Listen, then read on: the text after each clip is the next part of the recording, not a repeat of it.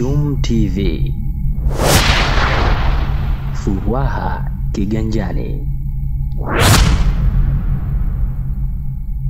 Kwa kipindi cha miaka mitano 2020 hadi 2025, jumla ya vijana 590 wamepokelewa katika kituo cha tiba na marekebisho ya tabia Kidimni, ambapo vijana 197 walitoroka na vijana 295 walivunja mikataba na kuondoka kwa ridhaa za wazazi wao, na 62 walikamilisha mafunzo waliopatiwa.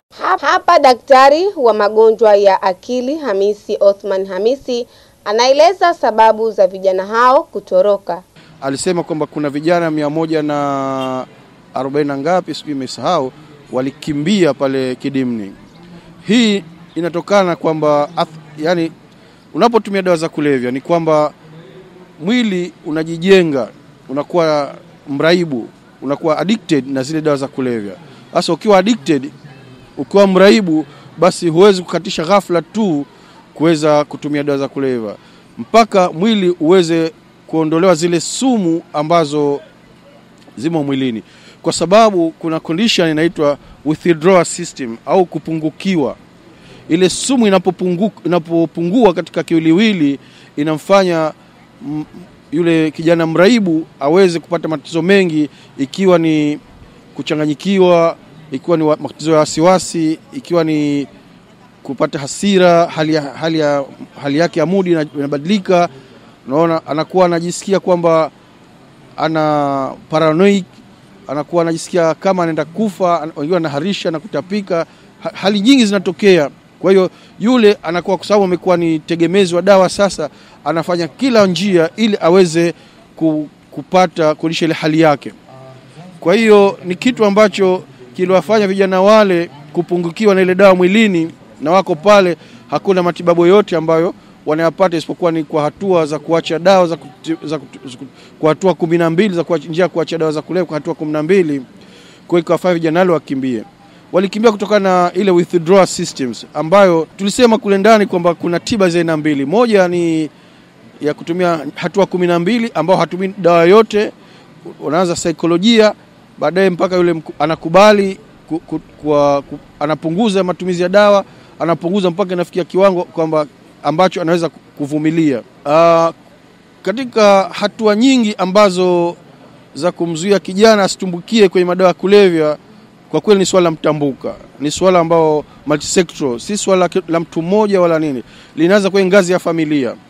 Familia lazima baba na mama wawe thabiti na ndoa zao, wasiweze kuvunja ndoa zao, waweze kuvumiliana, waweze kwenda katika maadili ambayo maadili ya kidini, waweze kufuata maadili ya kidini ili waweze kutunza ndoa yao, kwa sababu wanapovunja ndoa ni watoto ndio wanasumbuka. La kwanza. Lakini la pili, katika ngazi za shule, za maskuli, inapaswa kila skuli angalau iwe na watu ambao mbali ya walimu, lakini walimu wanapaswa kuchukua mafunzo ya saikolojia na ustawi wa jamii ili kuweza kuwatambua wale watoto mapema, kwa sababu tulisema kwamba watoto wanakuwa na matatizo ya kiakili kidogo, wasiwasi, matatizo mengine, kwa hiyo wanatafuta dawa za kulevya ili kuweza kufanya self medication.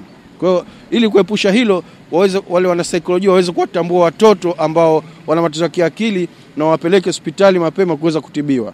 Waziri wa Nchi, Ofisi ya Makamu wa Kwanza wa Rais, Harusi Saidi Suleiman, amesikitishwa na vijana hao kutoroka. Hapa najua mtajiuliza, vijana 197 wametoroka. Ni kweli wametoroka. Hawa walitoroka kwa sababu unapotaka kumtoa kijana sehemu ile aliyo ya madawa ya kuvuta dawa au kutumia dawa za kulevya, umlete sehemu salama, ni lazima kwanza uzungumze naye, umpange, umweleze mpaka kuelewe na yeye mwenyewe aridhie kutoka kule kuja.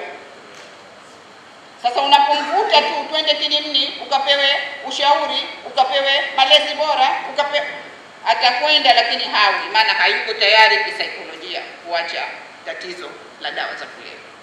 Sasa hawa 197 waliotoroka, wengi wao walikuwa wako katika hali hii. Wameletwa kwa nguvu na wazee wao, bila ya kuwashauri na kukaa nao na kuwaelekeza na kuwapanga na kuambia mpaka roho zao zikaridhika. Kule unaenda kupata elimu, unapata matibabu, unapata maelekezo mazuri mpaka unaweza kuacha mwili wako mwisho unakubali. Sasa hao walipelekwa bila ya kushauriwa, hakupata ile elimu ya kuwatoa kule, walipelekwa, walifosiwa tu wakapelekwa, hawawezi kukaa ndugu zangu. Ndio hawa ndio maana wakatoroka. Kule wako wanafanya matukio mbalimbali, pa kule wako wanafanya mambo mbalimbali ambayo kimsingi hutakiwi uyafanye pale.